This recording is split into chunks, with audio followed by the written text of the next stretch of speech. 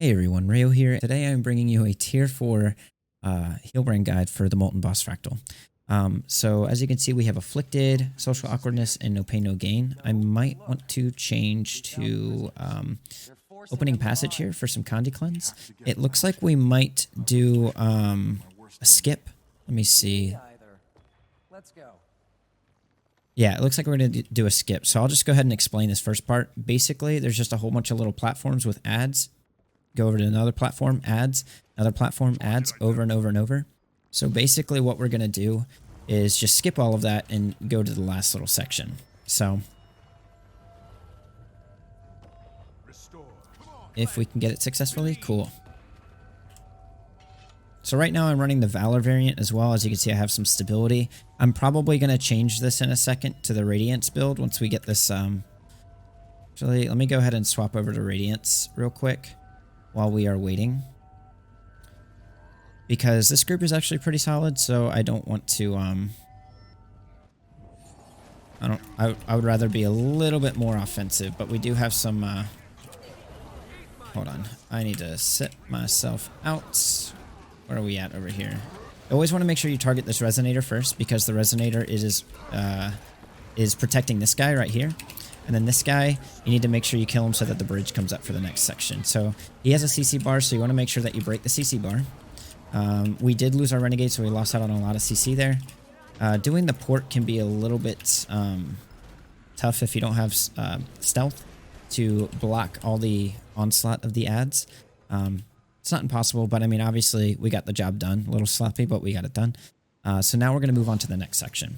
Now, if you are not familiar with the skip, it's okay. You didn't miss out on anything. It's just, we just saved time from just clearing a bunch of ads. So right here, I'm going to boom stack. I can't really, there we go. Now we're going to go over here and do the ads. Now you can line of sight these ads. This group we're probably not, but we are going to start with the Protector, because the Protector will make the boss invulnerable. So I wanted to CC his, I wanted to CC the boss, or the Protector's invulnerability frames right there. And then once we get the Protector down, we are going to focus on the boss here. So I just made sure that I used my Signet on the boss to help with CC and give a DPS boost to the rest of the group. And then once we have boons on the group, we're just going to go ahead and make sure we stick to the boss and reapply every once in a while. Stability would be good for that slam. Ideally, we should dodge it in the first place or give Aegis in the first place. I've kind of wasted my Aegis, but I'm going to go ahead and help with the CC here. And this should clear the boss right here. But as you can see, we're all staying pretty stacked together. Making sure I'm dodging the, or giving Aegis to the big shots, or to the big hits. That way we can just stay stacked and burn the boss down as much as possible. I always skip the Singularity because I'm always still in combat, so there's not really much of a point to go for it and waste time. Otherwise, you just waste time clearing ads. And then right here, we're just going to be paving the way to the boss. It's just same deal as before. Just grouping ads and then moving on to the next section. Then we're going to group some more ads together, move on to the next section, group some more ads, and then we're going to go to the boss.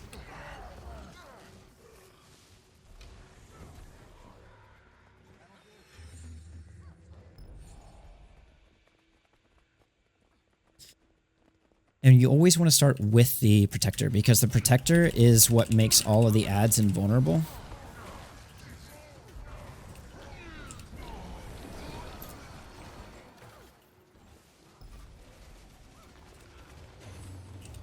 And if you can get the Protector down, then everything else is just a free kill, pretty much. Now, there's no Protector in this last section, but we're still going to group them all together. There's 6 ads. We can only pull 5 at a time due to target limitations, but still going to stack some boons. Cool. Now, stacking boons at this part really doesn't matter, because there's like a little cutscene area.